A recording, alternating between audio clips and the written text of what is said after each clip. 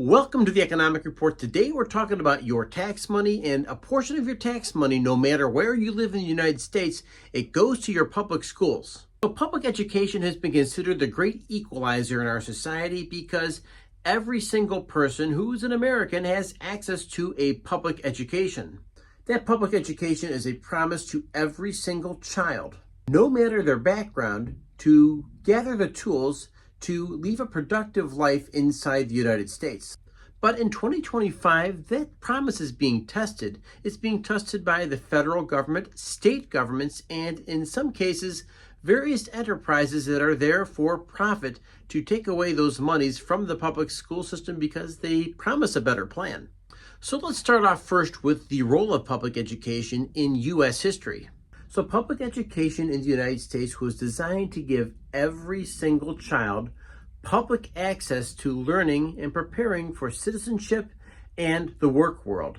And these are going beyond simple things like civic life and critical thinking, things that are always really, really important. In a recent tour of the Mansfield Penitentiary in Mansfield, Ohio, site of the Shawshank Redemption, we found that the average reading level of inmates was a first grade level.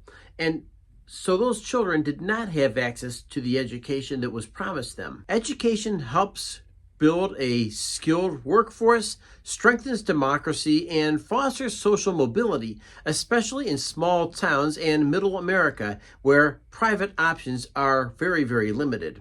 From the GI Bill to various federal funding programs, education has been a cornerstone of America's rise to economic powerhouse that it is today in 2025. And the merits of public education are as follows. Unlike private schools, public schools take everyone who walks through the doors, regardless of income, regardless of disability, regardless of language barriers, and that's cool because the bottom line is a public education and public schools represent the idea of community in every single place they exist. And schools are not just classrooms, they are community centers, sports hubs, and places where children learn to collaborate across different backgrounds. And that's critical to American democracy. And we also know that there's an economic impact here as well because public education fuels local economies, producing the workforce that keeps middle America running, from manufacturing to healthcare. However, in the 21st century, there are emerging challenges that keep on battling with public education and its original intentions. For instance, many school districts are facing funding pressures, and this might happen at the state level, and it could eventually happen at the local level. The fact is that the burden of paying the bills for your local public school is oftentimes falling on local property owners throughout the United States. And of course, there is a teacher retention crisis inside the United States as well. There is a tremendous teacher shortage, and part of it's related to COVID, part of it's related to the new age that we live in, of where the respect and authority of a teacher is often undermined. And of course, we can't forget the impact of social media as well. We cannot forget technology as well. There is an emerging divide between the haves and the have-nots, and with that comes a continuous flood of new opportunities for various types of people. And we can't forget the curriculum wars that are going on as well, which are part of the culture wars. What should be taught? Whose history? Whose values?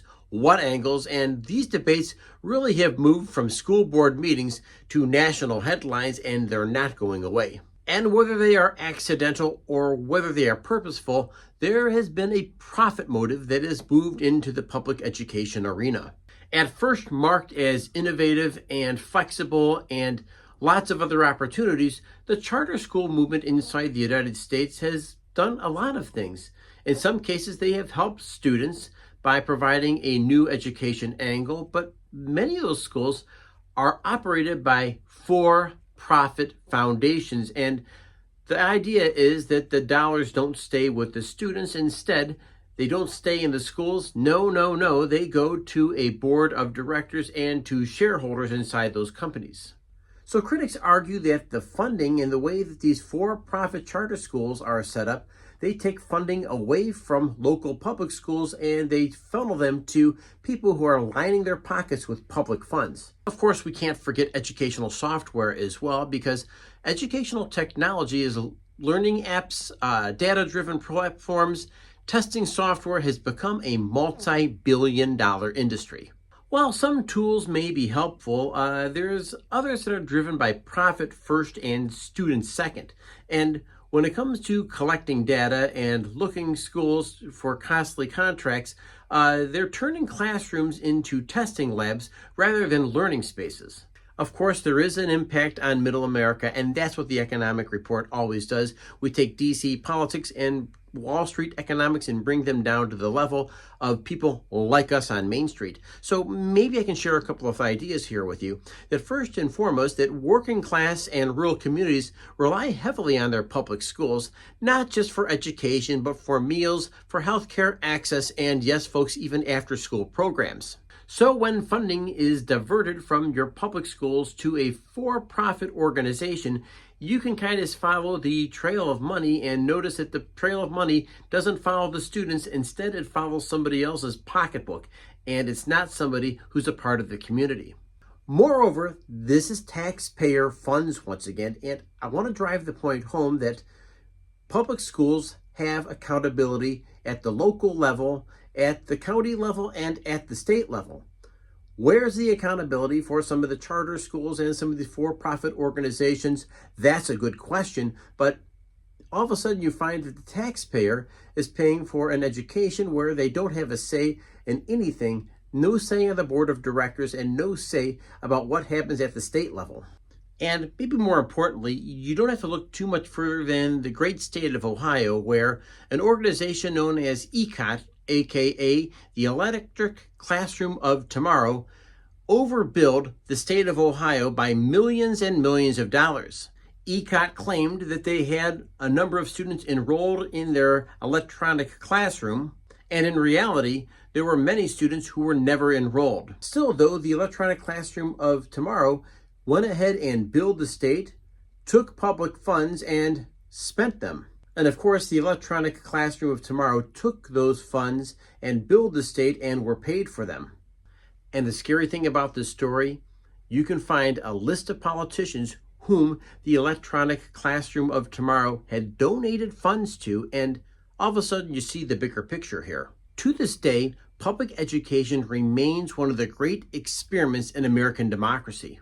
Will it remain for the public good, accessible, equitable, and community-driven, or will it become another marketplace where profit outweighs public purpose? And of course, reminder that people here don't have accountability for their tax dollars when they go to other locations. Hi, my name is Brian. Thanks for joining me today in the Economic Report. Remember, folks, the biggest battle you fight is the one between your ears over your thoughts, your actions, and your attitude.